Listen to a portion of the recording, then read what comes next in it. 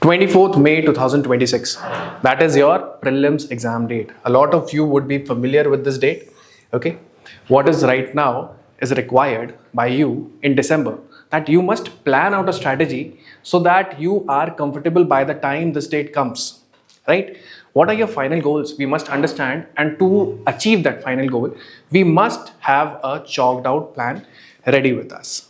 Right? So, understanding this, understanding our position in December, a lot of you would be preparing for mains, right? A lot of you would be preparing for your mains with respect to your answer writing, with respect to your optional, and with respect to essay, right? These are the papers that are essential and are necessary for getting a rank. That is true. But what is the first stage? The first stage is the prelims exam, and you do need to clear it, because in the recent past, if you observe the previous year questions, we observe that there has been a trend towards increasing difficulty levels, right? It means that I must make myself in a position that I am able to gather all the facts, memorize it, and when I'm asked such kind of facts or even related facts to it, then I'm able to answer, right? So a lot of you would have certain plans already there with you, right? For them, if you want to go, I have drafted a plan that you can follow, right?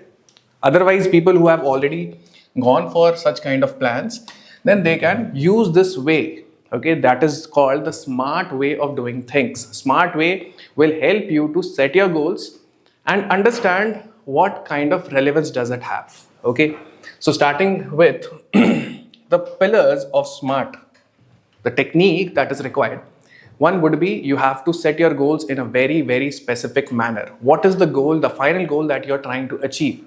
Okay, it is something that you need to clear prelims with a cutoff marks, but more than that, so that you do not spend your time speculating on what your prelims score would be, right? A lot of people spend 15 to 20 days during their prelims and mains window so that they can gauge whether they will clear it this time or not. Okay, and in the recent years, it has become a problem with respect to CSAT also. Okay, because there are multiple answers, multiple institutes will come out with their answer keys, and you would be left dwindling. So the idea is that I must set a target that is beyond the cutoff, at least 10 to 15 marks over the cutoff, so that I have the necessary bandwidth and I am sure that I am clearing prelims this time and I am writing mains, right?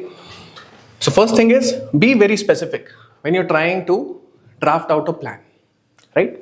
I would also be recommending you a plan which you can follow, right? But if you happen to have all things done, aligned and in the right manner, then you can follow to make your own customized plan, right? What am I trying to do? I'm trying to clear prelims 2026 with GS 15 marks above the cutoff and CSAT more than 110. Okay, if you are in this territory, then you have already cleared prelims. Congratulations, right? You can go on to your mains preparation without any speculation, without any waiting for the time to come, right? That is going to hamper a lot of people who are trapped in this kind of a speculation.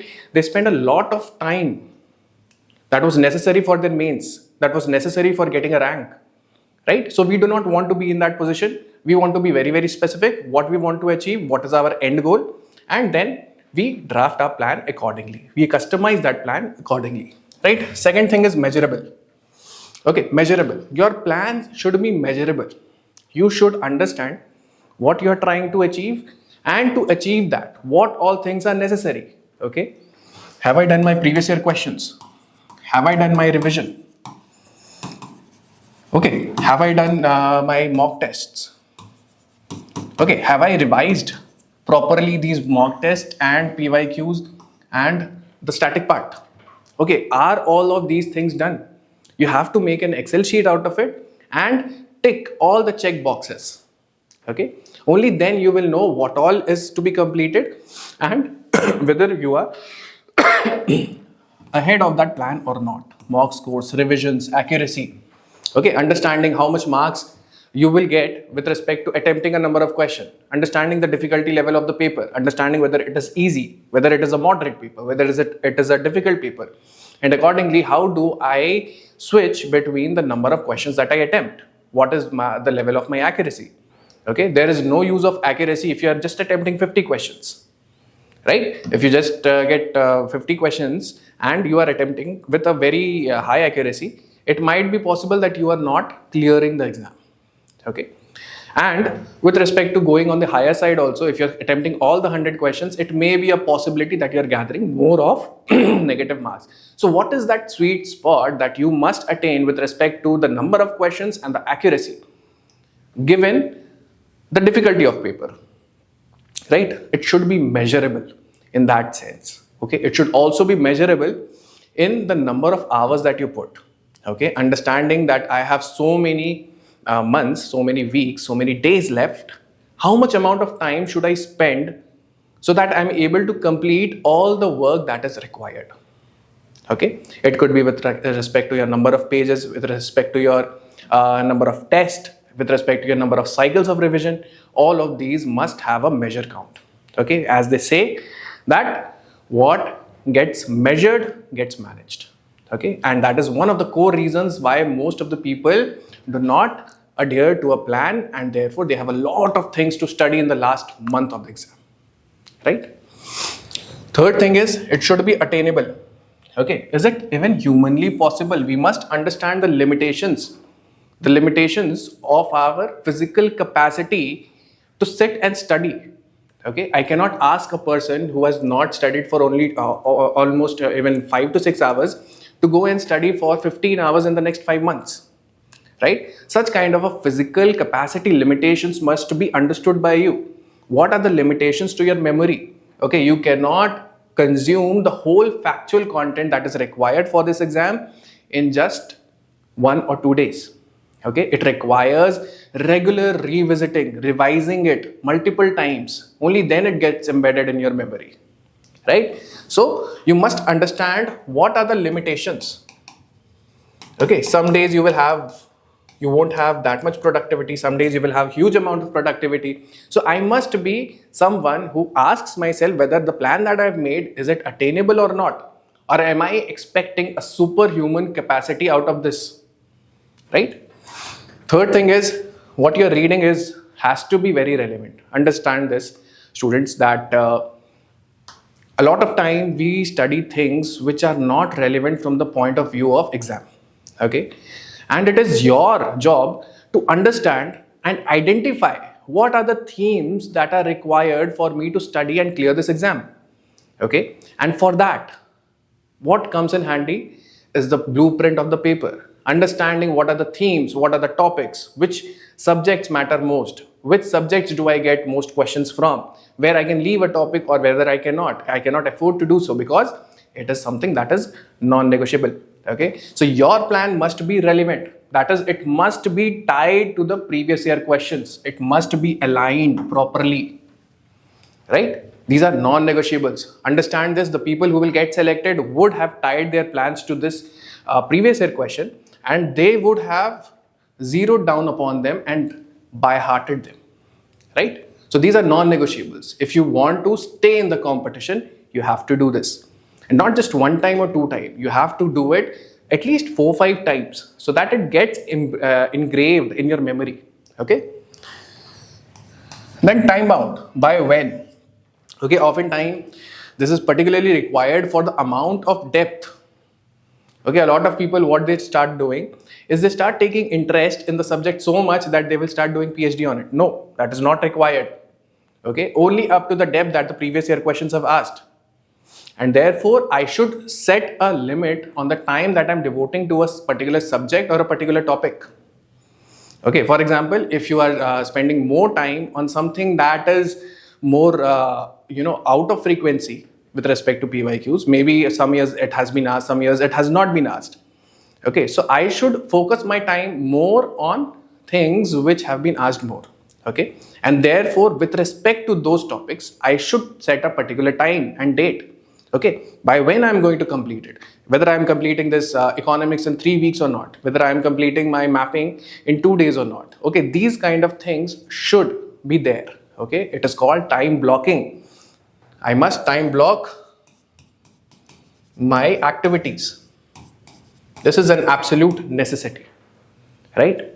So your plan must have these components if you are trying to customize it according to your learning capacity. Okay, everyone has a different learning curve, and for some of you, some subjects would be easier, some subjects would be difficult. Okay, for example, a lot of people find art and culture to be very difficult because of the heavy factual content within this.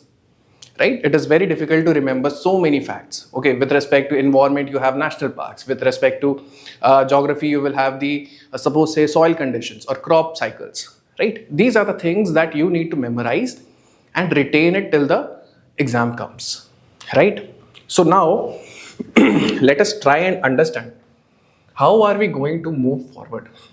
Okay, how should we make a plan, and I will also give you a plan from our side, so that you can attain, if you follow that plan, you would be able to have a good number of revision cycle, you would be able to solve the previous year questions, you will be able to revise, and you will be able to solve the tests. Okay, that is our goal, right? So understanding this, that 24th May 2026 is my end date. Okay, that is the day when I will have to stop studying and I have to give the exam. Right, at 9:30 I have to be present at that center. So this means that if I start backdating from that point onwards and understanding what are the activities that I will do from that point onwards backwards till December, that is going to come and give us the plan that is required for us to go on. Okay, so we go back to May 2026 and start backdating. Okay, we start understanding what is my strategy with respect to the months and the weeks that are given to me. How do I go about it? Okay, now 24th May, that is your prelims day. Okay, this is your prelims day. Now just one day before that, I may not be in a position to study a lot. Right, I would have been studying so intensively over the period of time that I might not have the capacity to ingest in a lot of information. Okay, so what should be done on 23rd of May?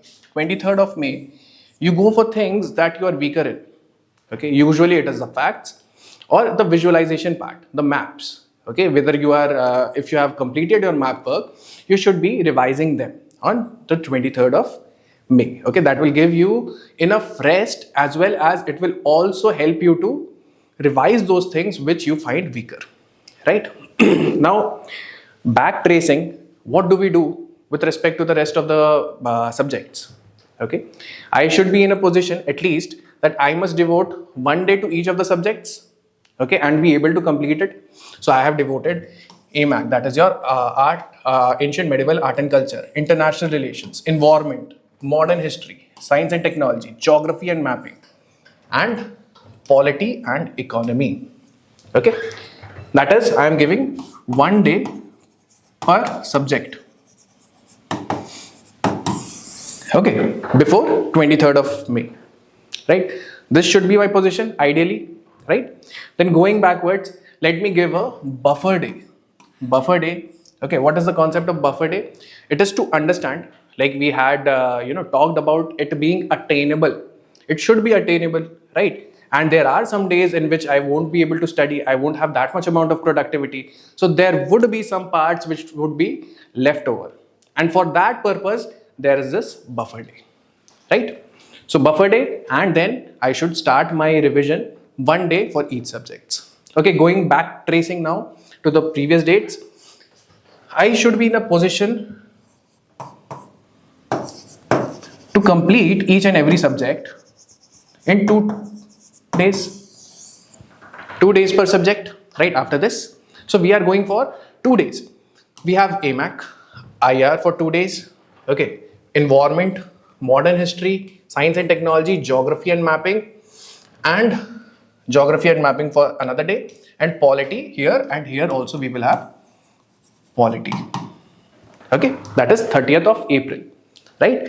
So I have completed in the last week until my exam, I have completed at least one iteration by giving one day to each subject. I have completed in the last month whole, I have completed each of the subjects by giving 2 days per subject, right? Now, let us we understand what are we going to do in April. Okay, so understand this. Now, going forward, we are devoting 2 days each. This is for your economy part and 2 days for your mapping part. That was according to 2 into your number of subjects, right? So ideally, we should, till the run-up of our exam, we should have at least 3 iterations of revision of the subjects. Okay, revision I'm talking about. I'm not talking about the preparation. The preparation has to happen for a number of days. Okay, after that, the iterations of revision begin.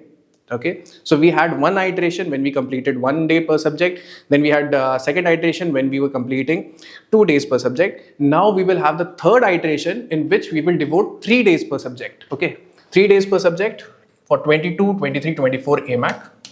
Okay, then modern history, you go for these many days, and then science and technology 3 days, then geography 3 days, polity 3 days, and economy 3 days, right?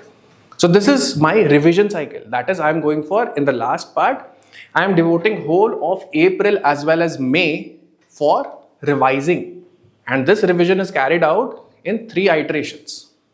Okay, so this is how we have to plan out our revision cycle. Okay, this is my whole revision month. This means that it leaves us with the preparation time from now onwards, suppose say 28th of December, up until the end of March. Okay, that is my preparation period. So you cannot be in a position that you are preparing up until end of April or mid of May. That would be a very serious position to be in, and you would be very frustrated and fearful of the exam. Okay, we do not want to find ourselves in that kind of a position, and therefore we must draft a plan that moves from December onwards up until the end of March. Okay, that is their only preparation time, right? So let's see from December onwards now. How do we go about each of these subjects? Okay, so starting January, starting with December, for the first week, okay, suppose say you start your preparation from 29th of December, that is Monday. Okay, from Monday onwards, what you can start doing, you can have 2 subjects in a week. Okay, this may be a bit hard, but I am assuming that you have studied these subjects in some form or the other during your preparation from this prelims 2025 up until December. You must have devoted some time, right? You must have devoted some amount of time for the MCQs also, some time understanding the current affairs also. So these things would be familiar. Okay, so let us devote 2 subjects per week. Okay, so we will start with modern history. Modern history is not something that will take you a lot of time, okay, because it is something that you have to revise multiple times and then you will get a hang of it. Okay, so there are factual content in it. Yes, there are factual content, but if you grasp the chronology of it, if you understand what are the events that led to a particular movement, for example, which we have like non-cooperation movement, we have civil disobedience movement, we have quit India movement. These are the themes. So I prepare according to the themes. Okay, understanding the story behind it, understanding the chronology, and preparing for the thematic patterns. You can start with polity as well as CSAT. Okay, if you find your CSAT to be weak, then we can start with that also. Okay, if you wish, you can devote some amount of time for CSAT also, right? But in the plan further, you will see that we have devoted some certain amount of times, that is in weeks, to CSAT as well, right? So this week will continue up until January, right? So up until 1st, 2nd and 3rd of January, and going forward with this week, modern history and polity. Okay, the modern history will cover itself in 2 weeks. Okay, along with polity. Of course, polity is a very big subject. Okay, Lakshmikant is a very big book. Okay, so we can devote more number of weeks to it, coupling it with the other subject, that is your science and tech. Okay, we are coupling polity with the subjects that are not very hard to cover. right? We coupled it with modern history, and then we went on to science and technology, polity, science and tech, and polity for this week also, right? Up until this point, we have 4 weeks of polity. In 2 weeks, I'm covering modern history. In 2 weeks, I'm trying to cover the science and technology portions, and this is a perfectly doable plan. Okay, I'm also assuming that your current affairs, whatever current affairs you are to cover within this subject, is to be covered within the time that we have allocated in these weeks, right? You do not leave the current affairs to be done at a later stage, okay? Because current affairs are the indicator of understanding what kind of questions can be expected. Okay, you have to derive the prediction. Okay, it is the predictor that will help you to understand what kind of questions can be asked, and that is your current affairs. It will lead you to the static part. Okay. Also, with respect to this, your revision as well as a full length test, all of this has to be allocated during Sunday. Okay, so every day you are studying, you are revising, okay, and on Sundays you are writing your mock tests. Okay, here you are what all you are doing, you are reading your notes, you are doing your previous year questions, okay, you are trying to understand the themes and focus on them exclusively, right? So this is the work that you have to do within this week, and this 4 weeks of polity, and first 2 weeks would be devoted to modern history, and second 2 weeks would be devoted to your science and technology. And on Sundays I would be writing a full length test. I will devote it to a full length test, okay? And these days you can take half a day break, okay? Just write the test, okay, revise all the portions, then write the test, analyze the test, okay. A full length test that you write will eventually take you some amount of time, 3 to 4 hours it takes for you to analyze it, okay. And post test analysis, I have to emphasize that it is the most important thing, okay, otherwise writing test is not of any use, right? So this much time would be given. Half a day break is allowed on Sundays, but I am writing my tests on Sundays, assessing whatever I have learned has entered my memory and is also going to help me in cracking prelims that is 5 months away, right? Then going forward with the next subject, we will have economics, okay? For economics, we will have this 1 week. Then going forward, in the month of February, we are devoting 2 more weeks, okay? 2 more weeks we are devoting, but in the third week, we are coupling it with the portion of environment, okay? Environment, the concepts are relatively easier for you to understand. The reason being that a lot of it is derived from what you have learned in the school, okay? Basically, it is the memorization, the understanding of those concepts that you have already understood at some point of time in your past, okay? But there are some factual content also, so therefore we have given 2 weeks for them, okay? But 3 weeks for economy. Economy is a big subject. It also has both static portions as well as your current affairs. So 3 weeks would be a sufficient amount of time, with 1 week being solely for economics, right? Again, here Sundays are still devoted to revision as well as full length test, and therefore we cannot ignore them, right? Now in the third week of economics, we are coupling it with environment, and after that our economics is over. Okay, 3 weeks is a good amount of time. Then we start with the geography portion. Okay, in this week itself, I am covering environment as well as geography, right?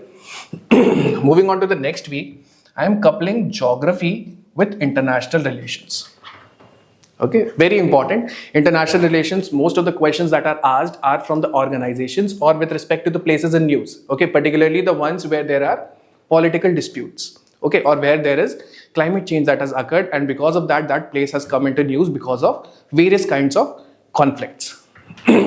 So we devote this week, and again revision and full length test on Sundays, right? Now if we move forward into the month of March, okay, that is our last month for preparation. So we now would have been on the end of geography. Okay, we would have completed our geography part in the last in the first week of March. Therefore, we will start with our CSAT also. Okay, you will see that I have devoted 3 weeks for CSAT. Right, this is ample amount of time for you to get prepared.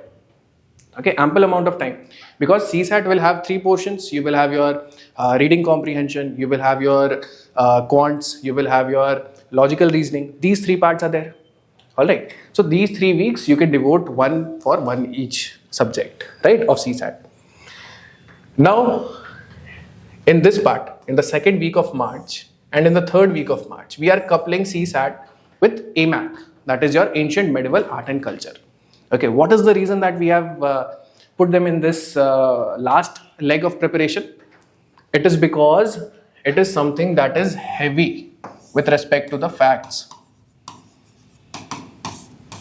Right?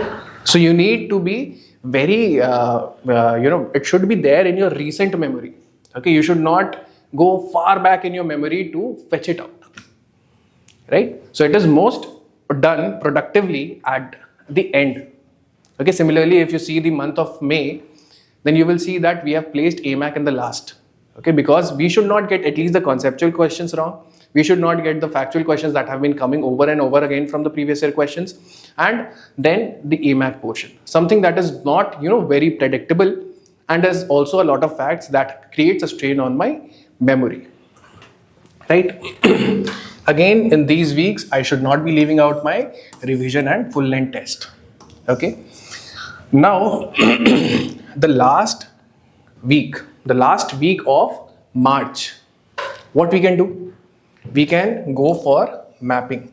Okay, mapping is something that a lot of people avoid, and it is seriously recommended that you do not, put it for a later date. Okay, it is not something that you can do in the month of May and in the last week. Okay, that is not something that is advisable. Okay, start from this point onwards only. Okay, mapping should be done, and even with respect to each of the subjects. For example, in geography, when I am studying geography, I should be referring to my atlas. I should be referring to the physical divisions. I should be referring to the Himalayas, where they are located. Western Ghats runs through how many states?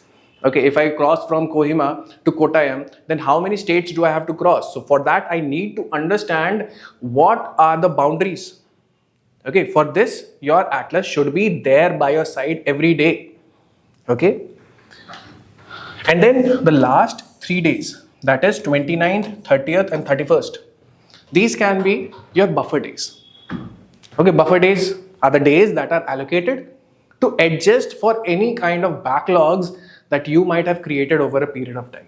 Okay, understand this, that we are not robots. Okay, so it is only humanly possible to run this program, run this schedule with the buffer days. Okay, so that if something goes wrong, if something does not happen according to our plan, then we must be in a position to adjust it.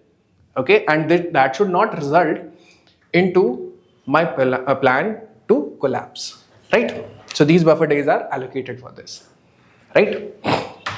So we have understood from this point onwards, you will have April, where you will be starting your revision phase. Okay, this is your revision phase. Okay, so here you have your iteration number 1, iteration number 2 and iteration number 3. This is your last part is iteration number 3, iteration number 2 and iteration number 1. That is 3 days for each of the subjects. Then moving on, once I complete the cycle, moving on to 2 days per subject, then moving on to 1 day per subject up until the run up to the exam. Okay, so this is your broad-based plan, right? That you need to have in mind while you are trying to complete your portions, right? The question is now what it requires. Okay, what kind of understanding it requires is the fact that 1, PYQs are essential. Okay, these are your bread and butter for the exam. If you're not doing PYQs, you are just playing a gamble. Okay, you're just focusing upon things. You might be focusing upon things which are never going to come in the paper. Okay, do you want to lose out marks because of that? So the first point is clear, that the PYQs are essential for our journey, understanding where we have to go and what kind of questions can be asked. Right. The second thing that you have to know, understand, and also plan for is the time. Okay. Understanding how much time do you have. Okay. Understanding how many days, how many weeks are there. Okay. If I say that there is 5-month plan, it does not mean that the number of hours devoted by each and every candidate would be the same. There would be one set of candidates who would be studying just for 3 to 4 hours. There would be some other candidate who would be studying for 12 to 14 hours.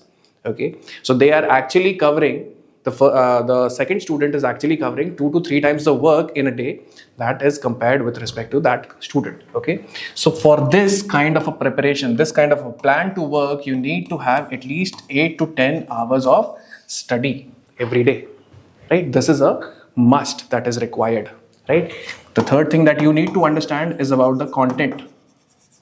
Okay, that content, if I divide it, it can be either factual or either it can be conceptual. Okay, we can understand that conceptual content is something that I need to revise in not many cycles. Only 2 to 3 cycles are required for me to revise whatever I have understood in the past. But with respect to the factual content, okay, the factual content has to be repeated multiple times. Okay, and therefore with respect to the facts, what you can do is you can develop a cycle whenever you are not feeling good, or you are not feeling productive.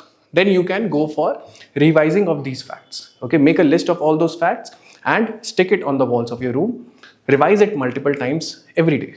Okay, just 10 to 15 minutes. You don't need to revise the whole thing. 1 chart per day or 2 charts per day. Right. So with this, the plan is very much clear. Okay. If you have any types of doubts or with respect to the strategy, with respect to the plan, then please drop a comment. Thank you so much.